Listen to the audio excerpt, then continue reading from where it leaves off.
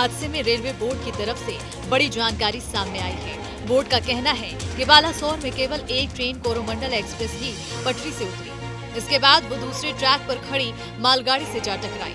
Railway board में operation and business development की member Jaya Verma Sinha ने प्रेस कॉन्फ्रेंस में ये जानकारी दी। उन्होंने बताया कि एक्सीडेंट केवल कोरोमंडल एक्सप्रेस के साथ हुआ, जिससे दूसरी ट्रेनों को भी नुकसान हुआ।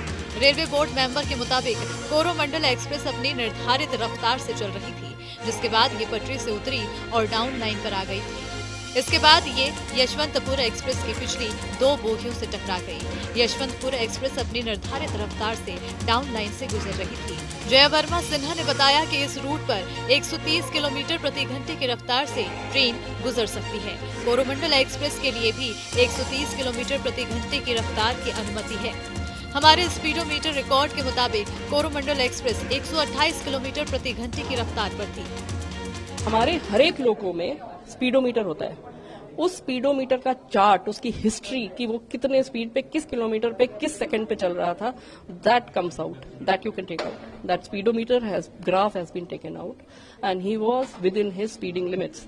ही इज अलाउड, ये हाई स्पीड सेक्शन है, 130 किलोमीटर परमिटेड है यहाँ पे। इस ट्रेन के लिए भी 130 किलोमीटर पर आवर परमिटेड है। He was at 128 kilometre per hour. दुर्घटना के कारणों में ड्राइवर द्वारा सिग्नल तोड़ना या सिग्नल में किसी प्रकार की गड़बड़ी के सवाल पर railway board member Jaya Verma Sinha ने बताया कि कोरोमंडल एक्सप्रेस ट्रेन के ड्राइवर ने कोई सिग्नल नहीं तोड़ा है। हमें ड्राइवर ने बताया है कि उन्हें ग्रीन सिग्नल मिला था और यह हमारे रिकॉर्ड डेटा से भी पता चलता है कि सिग्नल ग्रीन था। साहब से जो बात हुई उसमें उन्होंने बताया कि उनको ग्रीन सिग्नल मिला था। तो एक ये चीज जो बीच बीच में लोग कहते हैं कि सिग्नल लाल था, उसके बावजूद वो चले गए, वो सो गए थे, ये वो। तो लेट मी क्लैरिफाई, हमारा स्टाफ जो है वो लिटरली अपनी जान को हथेली पे रख के सारे पैसेंजर्स की जान को साथ में लेके जाता है अपनी जिम्मेदारी के साथ। उसने लाल पे सिग्नल नहीं पास किया, ना उसने ओवर स्पीडिंग की। उन्होंने बताया, इससे पहले उनको बहुत चोट लगी है, पर उन्होंने साफ बताया कि सिग्नल ग्रीन था। और ये कि सिग्नल ग्रीन था, ये हमारा जो डेटा का रिकॉर्ड है, जो कि एकदम फाइनल रिकॉर्ड रहता है, एंड अगेन वो सील्ड रिकॉर्ड है, क्योंकि वो भी एक पार्ट है इंक्वायरी का। वो रिकॉर्ड भी ये दिखाता है कि सिग्नल ग्रीन था। तो पहली चीज, लाल पे सिग्नल पास नहीं किया।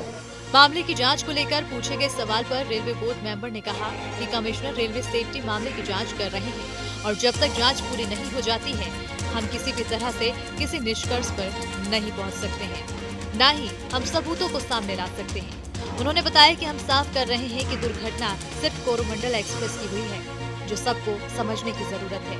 ये कहना गलत होगा कि और ज्यादा ट्रेनों के बीच टक्कर हुई है। Highest court of inquiry is the Commissioner of Railway Safety.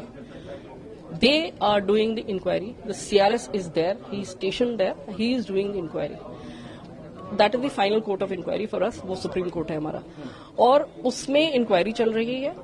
Prima facie हम सबको पता है कि क्या हो सकता था, क्या हुआ है, प्रोबेबली क्या हुआ है, लेकिन ये एक प्रॉपर इंक्वायरी चल रही है, जो कि एक लीगल प्रोसीजर है।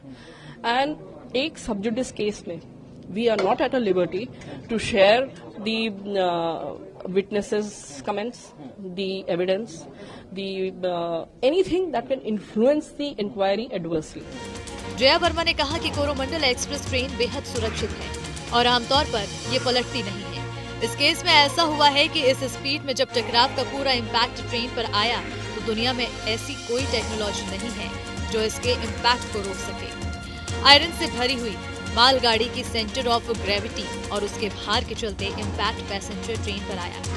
मालगाड़ी अपनी जगह से बिल्कुल नहीं हिली। बता दें कि शुक्रवार को बालासोर में हुई ट्रेन दुर्घटना में करीब 300 लोगों के मारे जाने की खबर है। वहीं घायलों की संख्या 1000 के पार है।